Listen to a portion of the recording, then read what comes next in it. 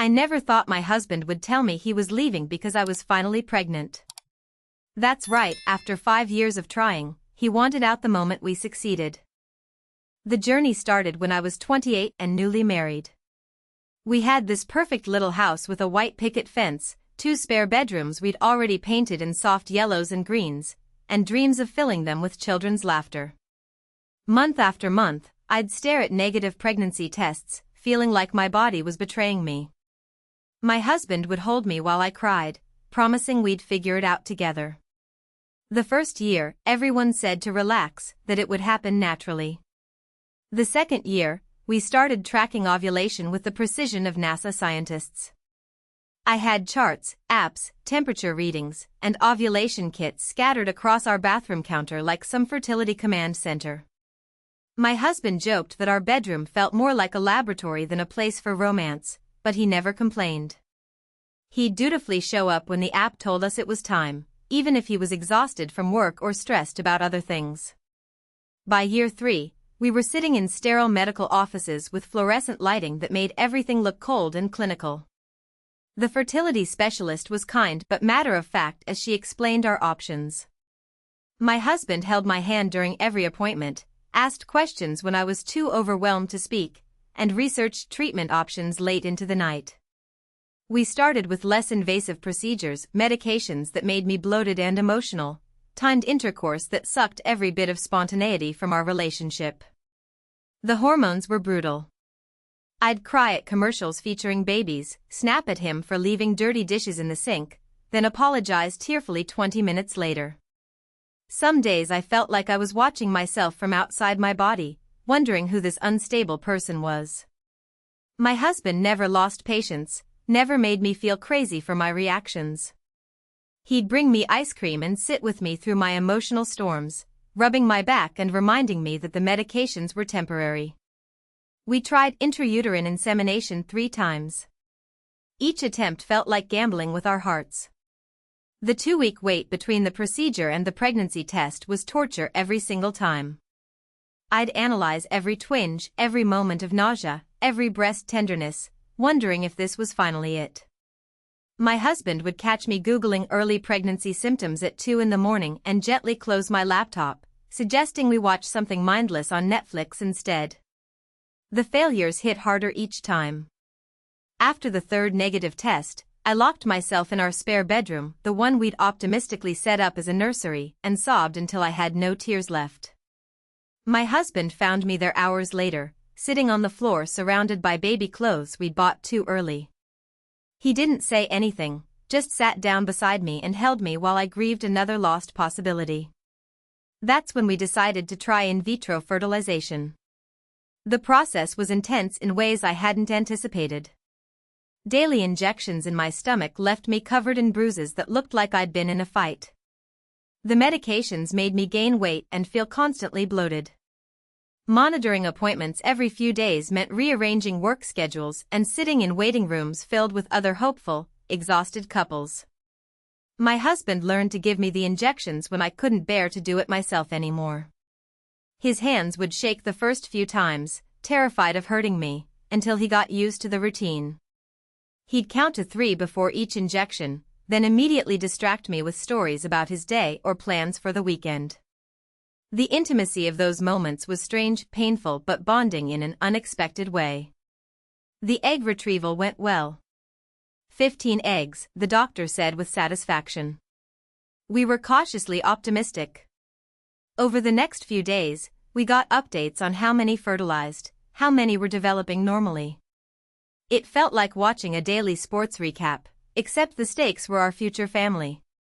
In the end, we had 3 healthy embryos to transfer. The transfer day felt surreal. Lying on the examination table while they inserted what might become our child, my husband standing beside me squeezing my hand, both of us trying to process that we were potentially moments away from pregnancy after years of trying.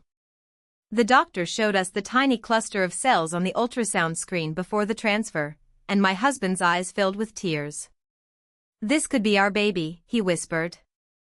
The 2-week wait after the transfer was the longest 14 days of my life. I was on bed rest for the first few days, and my husband took time off work to take care of me. He brought me meals in bed, set up my laptop so I could work from our bedroom, and endlessly adjusted pillows to make me comfortable. We watched entire seasons of shows neither of us particularly liked, just to pass the time and keep our minds occupied. I started testing early, unable to wait for the official blood test. The first few days showed nothing, just stark white test windows that made my heart sink. But on day 10, there was the faintest line. So faint I thought I might be imagining it. I called my husband into the bathroom, holding the test up to the light, asking if he could see it too. He squinted at it for a long moment before breaking into the biggest smile I'd seen from him in years. The line got darker over the next few days. By the time we went in for the official blood test, we were cautiously celebrating. The nurse called that afternoon with the results positive, with hormone levels that looked excellent. My husband picked me up and spun me around our kitchen, both of us laughing and crying at the same time. After 5 years, we were finally pregnant. The first few weeks were blissful. We were nervous, of course, after everything we'd been through, but also euphoric. My husband would put his hand on my still flat stomach every morning and evening, talking to the tiny life growing inside me. He downloaded pregnancy apps and knew exactly what fruit our baby was the size of each week. When morning sickness hit, he'd bring me crackers in bed and hold my hair back when I was sick. Update 1. Everything changed at the 8-week ultrasound appointment. We were so excited to see our baby for the first time, to get that first grainy black and white photo to put on our refrigerator. The ultrasound technician was taking longer than expected, moving the wand around my stomach with an increasingly serious expression. She finally called in the doctor, who looked at the screen for what felt like an eternity before turning to us. Twins, she announced. Identical twins sharing a placenta. My first reaction was pure joy. After years of struggling to have one baby, we were getting 2. I looked at my husband expecting to see the same excitement, but his face had gone completely pale. He was staring at the ultrasound screen like it was showing him something terrifying instead of miraculous. The doctor explained the complications that could come with identical twins sharing a placenta, twin-to-twin transfusion syndrome, growth restrictions, the need for more frequent monitoring. But she was optimistic about our case. The babies looked healthy and were growing at appropriate rates. Still, my husband barely spoke for the rest of the appointment. On the drive home, I chattered excitedly about converting the second spare bedroom into a nursery, about needing 2 of everything, about how lucky we were. My husband nodded along, but something was clearly wrong. When I asked him directly, he said he was just processing the news, that it was a lot to take in after everything we'd been through. Over the next few weeks, his behavior became increasingly strange. He stopped putting his hands on my stomach, stopped asking about my pregnancy symptoms, stopped downloading weekly pregnancy updates. When I'd try to talk about baby names or nursery plans, he'd change the subject or find excuses to leave the room. I initially attributed it to anxiety after years of infertility. Maybe he was protecting himself emotionally in case something went wrong. But it got worse. He started working late more often, coming home after I'd gone to bed. Weekend plans became rare. When we did spend time together, he seemed distant, distracted, like his mind was somewhere else entirely. I'd catch him staring at me sometimes with an expression I couldn't read, not quite anger, not quite sadness, but something uncomfortable that made my stomach clench. The breaking point came during my 14th week of pregnancy. I'd been feeling the baby's move for the first time, tiny flutters that made me gasp with wonder. I grabbed his hand, placing it on my stomach, excited to share this milestone with him. Instead of the joy I expected, he pulled his hand away like I'd burned him. That night, he sat me down in our living room with the same serious expression he'd had during all our fertility appointments. But this time, the words that came out of his mouth shattered everything I thought I knew about our relationship. He told me he wanted a divorce. Not because of the pregnancy itself, but because of how the pregnancy happened. During all our years of fertility treatments, during all the procedures and medications and emotional roller coasters, he'd been having an affair. The woman he'd been seeing had gotten pregnant 6 months ago and given birth to his son 3 weeks earlier. I felt like the floor had disappeared beneath me. All those late nights I thought he was working, all those times he'd held me while I cried about our inability to conceive, all those injection sites he'd kissed after giving me hormone shots, he'd been building a life with someone else. Someone who got pregnant easily, naturally, while I pumped my body full of medications and endured painful procedures. The cruelest part was the timing.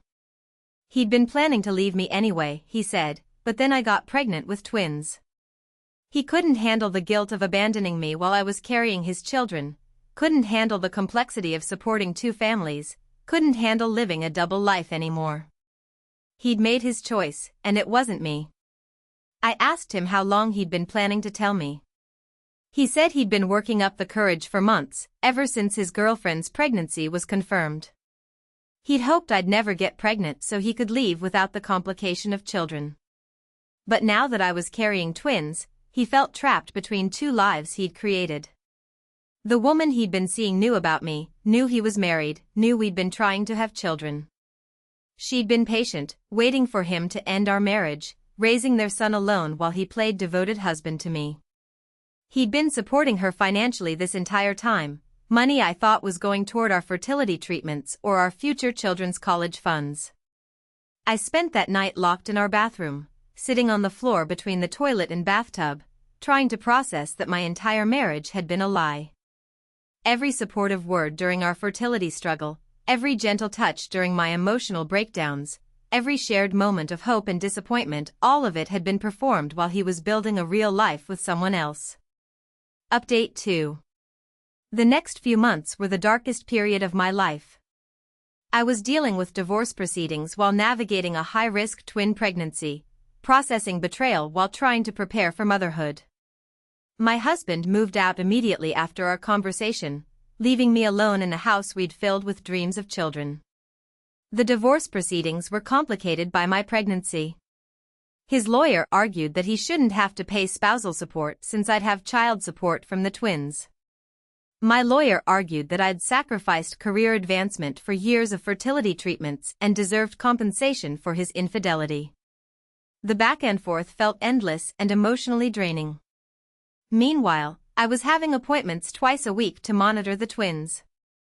The doctors were concerned about twin-to-twin transfusion syndrome, a condition where one twin receives more blood flow than the other. I'd sit in those appointments alone, getting updates about my baby's health while processing that their father had chosen a different family. The hardest part was the complete isolation.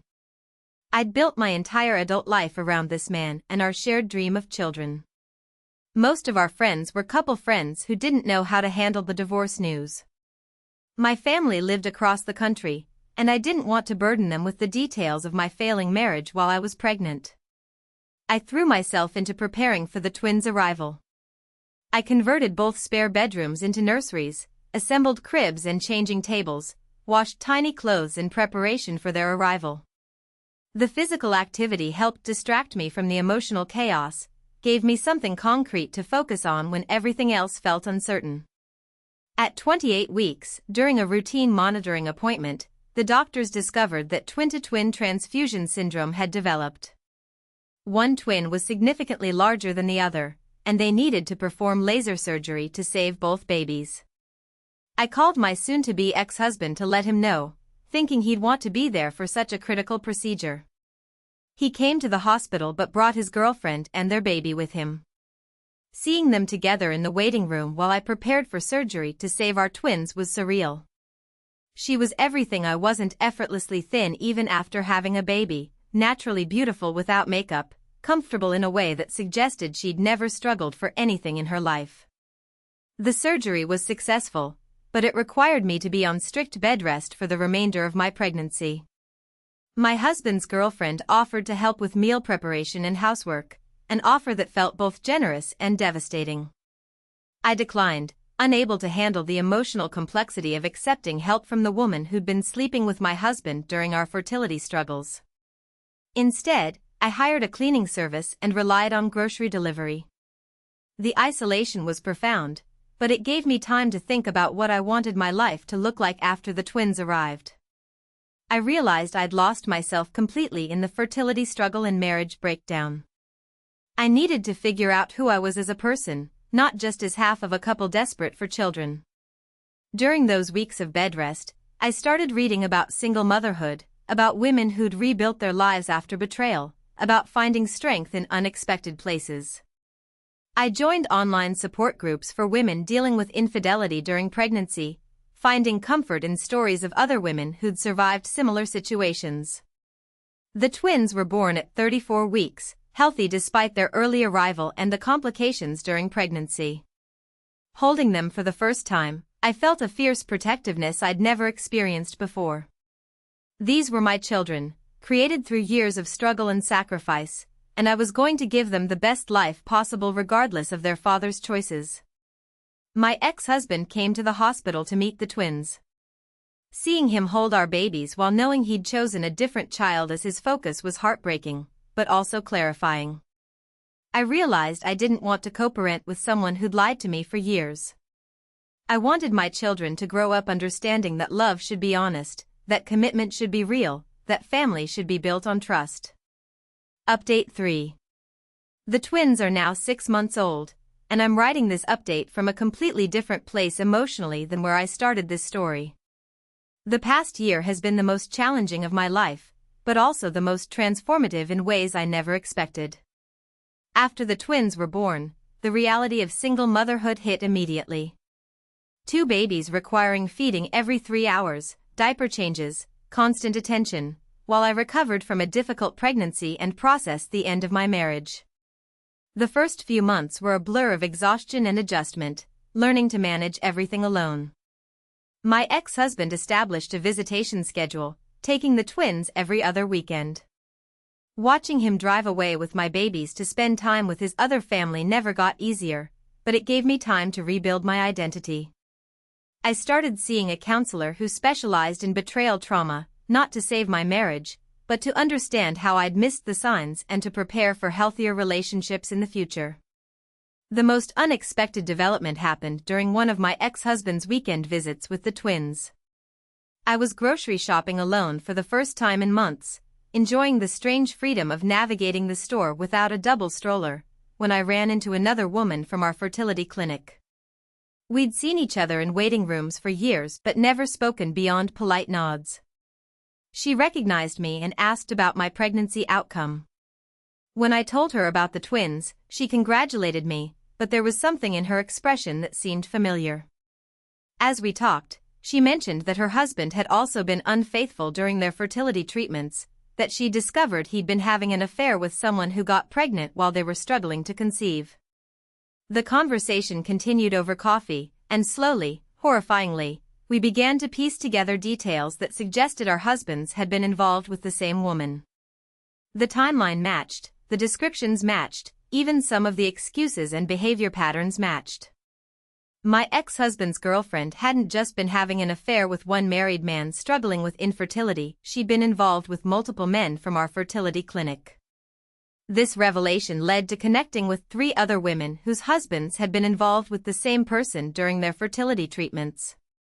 It wasn't just infidelity, it was a calculated pattern of targeting vulnerable couples during their most emotionally fragile moments.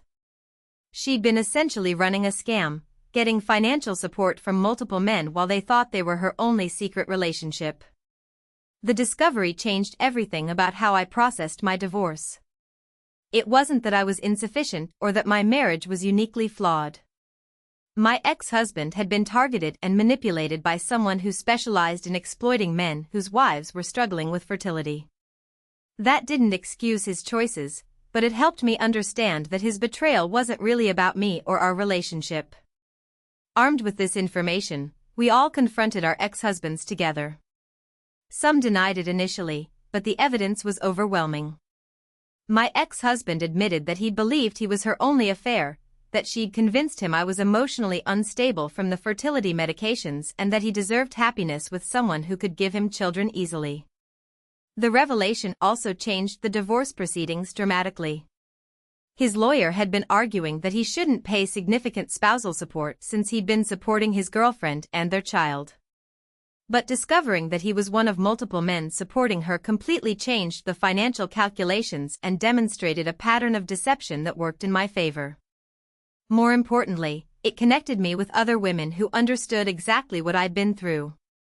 We formed an unexpected support network, sharing childcare responsibilities, emotional support, and practical advice for rebuilding our lives. The isolation I'd felt during the early months of single motherhood disappeared as I connected with women who'd survived similar betrayals. Final update. Today marks 1 year since my ex-husband told me he wanted a divorce, and I'm writing this final update from a place I never could have imagined when this story started. The twins are thriving, healthy, happy babies who fill my life with more joy than I thought possible during the darkest moments of my pregnancy.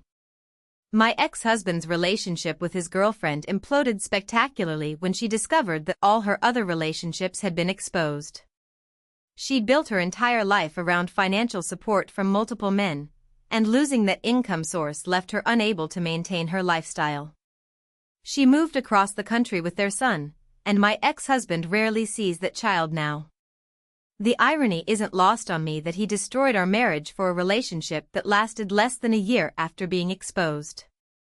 He's now paying child support for 3 children, our twins and his son, while trying to rebuild his life from the wreckage of his choices. I don't take satisfaction in his struggles, but there's a certain poetic justice in how everything unfolded. The group of women I connected with through this experience has become like family. We celebrate each other's children's milestones, provide emergency childcare, and offer emotional support during difficult moments. What started as shared trauma has evolved into genuine friendship and community. I've also started dating again, something I never thought I'd be ready for. Meeting someone new while being a single mother of twins felt impossible initially, but I'm learning that the right person sees my children as part of what makes me who I am, not as complications to work around. The man I've been seeing for the past few months knew about my situation from our first conversation, and he's never made me feel like my past or my children were obstacles to overcome. Most importantly, I've discovered strengths I didn't know I possessed. Managing a high-risk twin pregnancy alone, navigating divorce proceedings while preparing for motherhood, adjusting to single parenthood, none of it was easy, but I survived and thrived in ways that surprised me. The fertility struggles that once defined my life now feel like a distant chapter. Yes, it took years and medical intervention to conceive the twins, but they're here now, healthy and perfect. The pain of those years of trying has been replaced by gratitude for what we went through to bring them into the world. Sometimes I wonder what would have happened if my ex-husband had never told me about his affair, if he'd continued living a double life while I raised our twins believing we'd overcome our fertility struggles together. But I'm grateful for the truth, even though it shattered everything I thought I knew about my life. The twins will grow up knowing their father through visitation, but they'll also grow up in a home where love is honest, where commitment is real, where they'll learn that sometimes the most difficult experiences lead to the most important growth. I'm not the same woman who started fertility treatments 5 years ago, desperately wanting to become a mother. I'm not the same woman who discovered her husband's betrayal while pregnant with twins. I'm someone who survived betrayal, built a new life from nothing, and created a family filled with authentic love and real joy. The house with the white picket fence is still home, but now it's filled with the laughter I always dreamed of, just in a completely different way than I'd imagined. The twins' nurseries are painted in the same soft colors I chose years ago, but now they're filled with the sounds of babies who are loved completely and honestly. If you're reading this while going through something similar, know that the pain you're feeling now isn't permanent. The life you're building from the wreckage of what you thought you wanted might be completely different from what you planned, but it can be more beautiful than anything you originally imagined. Sometimes the worst things that happen to us clear the way for the best things we never knew we needed.